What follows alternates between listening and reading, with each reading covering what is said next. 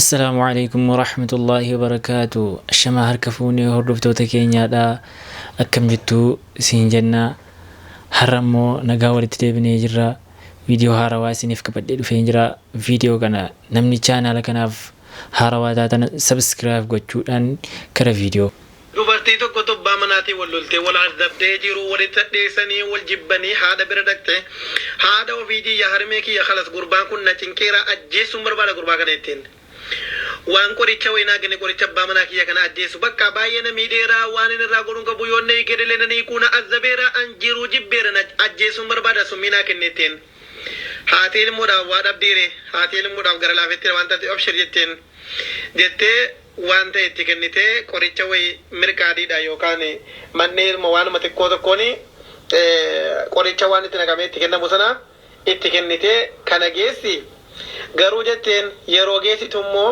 qorichi kun dafee ajjeesu hin turi ajjeessa abbaa manaa keetiittiin kanaafuu yeroo jalqabaa kana immoo akka namoonni ollaan sirraa shakkineef akka jaarsi keelee sirraa shakkide haala duriitii olitti abbaa manaa kee kabaji baamana ke jalladhu abeet jedhini waa hunda taqabbali waa tokkon jedhini jaalalan beekamne kanatti mul'isi akka namni ollaan sirraan barreef jetteen akkanatti galaafataa jaarsa keetten waan tokko jetteen nyaata isaa yeroo jetteen fuuldura isaa immoo dhiqadhuu dibadhuu rifeensa mataa keetii qajeelfadhuu qaama kee dhiqadhuu zanaafataa urgaa'e fuuldura deemetteen waan ajaa'iba amala ajaa'ibaatti mul'isitteen sagalee tokko walitti irratti fuudhin jetteen yoonni waan tokko yoonni biyyeen kun daakuudha yoonni isin jedhe daakuudha hedhiinotuma biyyee ta'uu beekitu jetteen yoda kun lakkii daaraadha tan jedhe daaraadha osuma akka daaraan taane beektu jetteen waan fedhii isaa hunda guutiif jetteen akka qorichi kun immoo turii ajjeesa baatii lama sadiitti ajjeesaa qorichi kun jetteen intalli kun gaariidha itti galtee qoricha kana nyaatatti naqxee yeroo hunda nyaatumatti naqxee fi jaallachiiftee minaamin jedha akkas akka jedhaadhattee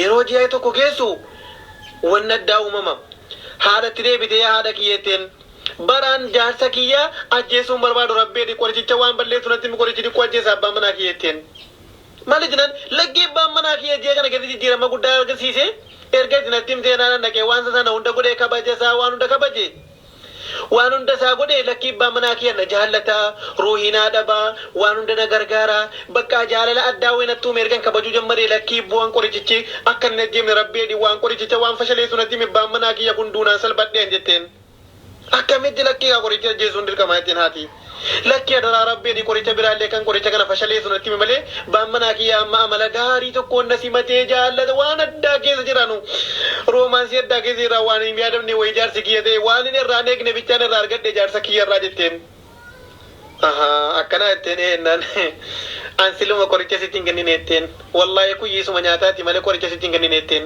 wanni dhiira ajjeessu dubartiin asii mana keessaa yoo balaatti goote dhiira galaafachuu dandeessittiin garuu dhiiri qalbii dhiiraa keessaa shirriin qabanu aslan jetteen dubartiidha kan garaa keessaa shirrii qabu jetteen ati haala tollaan jetteen nama jallaa akkamii dhiira jallaa akkamii harka kee keessa galfatta malaan jetteen garuu asii olitti ooftee ati dhiira meena rukuti ati mee kana ta'i yoo dhiira taate na hiiki yoo akkasiin hin qajeelu dhiirri jetteen dhiira jallaa akkamii kan harka galfattu kabaja isaanii mallee kabajjee yoo dhiirichillee kabaja dhiira kabajan qabne ta'ellee ati garuu kabaja isaanii mallee kabajjee waa hunda gaafa teettee garaan dhiiraa kun gowwaadha mataatti si baatalamu dubartoota keenya wallaahi wanni bultii guddaa isin irraa hiikaaru sababa kanaati wanni bakkeetti isin hambisee sadii afur heerumuu isin keessaaru sababa kanaati garboomaa meeji'a tokko lama garboomaa walqixa miti isin ani dhiira walqixxummaa wayin jiru ijoollee mana keessatti dirqamaatti mana keessatti akka dhiiraa gaditti of ilaaltee dhiirichi immoo abbaan manaa kee akka nama guddaa ta'etti ilaalte yoon sodaanne ani walqixa jettee ati ganama caammaa kee kaattee baate ni ganama caammaa isaa kaatee baate akkuma dhageessanii jettan kanatti gaa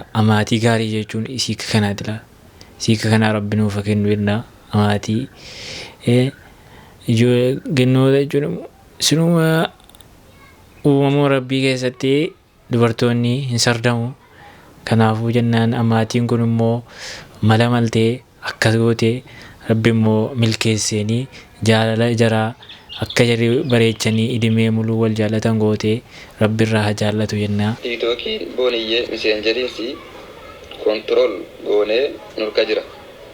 Hiccitiinsis baay'ee keessa jira. Viidiyooleen garaagaraa. Viidiyoo warra feemasootaa jechuun kan akka feemasoota gaafa jiru gara akka Aslii jara akka Mubaarak jara akka Qeesee Kamaal feemasootuma ijoolleen Oromoo akkanuma nama wal feemeseessan kan viidiyooleen jiraa fi qinjaan nurka jira akkana jechuudha hiikansa akkana gabaabumatti kanuma ta'e. Maal jechuudha kun ammaa isaa dhiiraati waan bar nama taate normaal nama guutuu taate yoo akkanatti naasofta ta'e baay'ee dogongorti. Bineensa yoo taate namaan faallaa yoo taate haasaan akkanaa ummaa ta'u. Namummaa guutuu qabaataa dhimma dhuunfaa namaa keessa galtee keessumatti waan sin galchine keessa galtee sanuu dhimma dubartii keessa galtee ati dhiira ta'a. Waa'ee FB namaa eccitii namaa gadi fuudheen haasa'ee basaasa gaafa jettu xiqqaataan sadarkaa durarra jiru si jechuudha. Kun kana. Ittaansee akka addunyaatti haakitaroota 1,600 waqti guyyaatti socho'u kana jechuun warroonni FB hatanii cabsanii seenan qofti guyyaatti nama 1,600 waqti socho'a. Dhugumatti Feesbuukiin hatamee cabuu danda'a. Akka kaampaaniin Feesbuukii jedhetti namni tokkichi Feesbuukii tokko haala odeeffannoo iimeeliitii paaswoordii hin qabneen cabsee yoo seene badhaafamaa akka addunyaa kanaati tokko ta'a jedhe. Nama badhaasa guddaa yoo ta'a jechuun namni tiiktookii Feesbuuka cabsee seenu. Oguma jara kaampaanii kanaa olii qabaachuu jechuudha. Kaampaaniin kun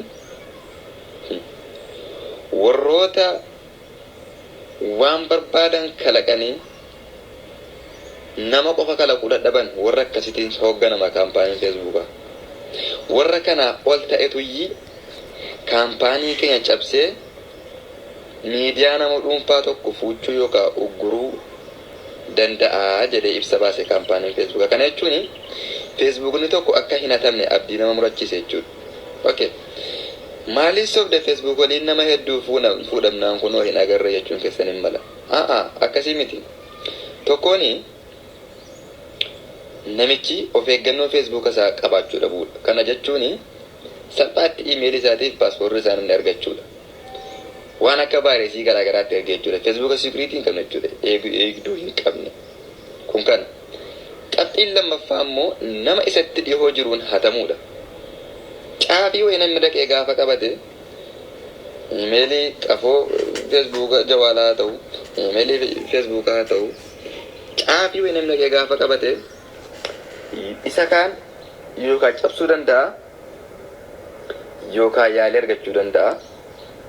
Karaa hedduun itti milkaa'uu danda'a. Haa ta'u garuu immoo haala waa tokko Feesbuukiin kun haala qulqulluu ta'een haala namni kun Feesbuukii kana professionaala godhee qabataara ta'een lafa nagaa FB kana cabseen fuudha yaadni jedhu yaada dhugaarraa akka ardii samii fagaateedha. Isin eegale kanaafuu walumaa galatti Feesbuuka kan kee hatame boonii jedhamee olii gadi fiigtomaaru kana osoo booniyyeen kun wal beeknee natti dhiyaatte natti kenniteeti daqiiqaa 5 natti hin fudhatu. Yeroo nan dhabama godhee addeebisu namicha kana fuudha harkaa jechuudha. Daqiiqaa 5 natti hin fudhatu. Daqiiqaa 5 osoo booniyyeen kun Feesbuuka isii kanatti kenniteeti. Feesbuukni immoo booniyyee kan jira. Dhaggeeffadhaa. Feesbuukni amma harka jira. Lamaan itti fayyadamaaru. Deeffachuu dadhabde. Inni iyyuu caafii wayii qabatee dhufee sirkaa fuudhee si wajjin fayyadamaara. Ati akkamitti koontirool gootee irraa deeffachuu dadhabda. Kan gaanii isaa birkaa qabdu jechuudha.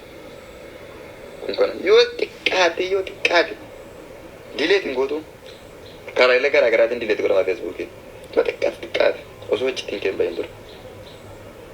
Kun kana gama biraatiin of eeggannoo waa'ee Feesbuukaatiin wal qabatee yoon guutummaan guututti isin agarsiisuu yookaan isin barsiisuu dadhabe namoota muuxannoo cimaa qabanuu fi sirriitti isin barsiisuu danda'anii yoo fedhii keessan ta'e eeruu isiniifan hin kenna yookaan maqaasaa isiniifan hin barreessa na gaafachuu dandeessu.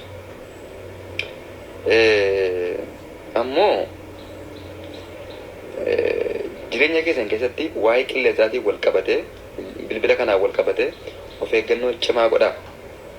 Hamma warroonni jira deemanii koomentiilee kana kennanii barreessan kun deebisuu fi dadhaban immoo akkasumaa jechuudha. Aniin waan tokko feemisummaan qabni kunuyyuu salphaatti namni na haak gochuu hin danda'u. Osuma kaampaaniin Feesbuukaa eeyyame. tamam ammoo haati sadarkaa amma fakkeenyaaf osoo gaaniin harka jiru namni caafa yoo qabatee fi bikee harka yoo fudhata deebisuu dadhabe jechuudha jechuudha yoo qabachuu qofa taatanii akkatti qabatan hin beekne miidiyaadhuma qabatanii fayyadamina gabaabumatti kana jechuun barbaade ulfaadhaa galatooma of eeggannoo hataasifnu jireenya keessatti uuma hundaafuu karaa deemee itti nama seenu waan hin beekneef of eeggannoon barbaachisaadha. Egaa akkuma dhageessanii jettan kana zimmettaniituma amma miidiyaa irratti geemiidha jedhama waan adda addaa jedhama kana ergaa waa miseejii meeqa ergu kunimmoo soba miseejii of hirkatti waa galfachuuf malee zimmanituma kana guutaa sana kanaaf kana godha dura hubadhaa ka wama hunda hubatanii kaanii itti galuudha malee booddee wama biraa erganii wama isin fayyadu faayidaa ofiitii jedhanii sobanii isin fayyadnedha. Namni immoo faayidaa isaa malee utuu faayidaa namarraan argatiin waa tokko wanti nama fayyadu hin jiru. Kamuu addunyaa kana keessatti faayidaa amma ta'e irraa argateetii nama fayyada malee utuu faayidaan qabaatiin namni tola fayyadu waan hin jirre jennaan jimmidhee miseejii wanta adda addaa namaatti gale of eeggannoodhaan nama beeku gaafachuu kun maal fayyada jechuudha malee jimmidhee itti bubu'anii booddee ta'anii bu'uun waagaa isin qabu hin fayyadu ofuma miidhuudha kun kanaafuu of eeggadhaan isin jedha.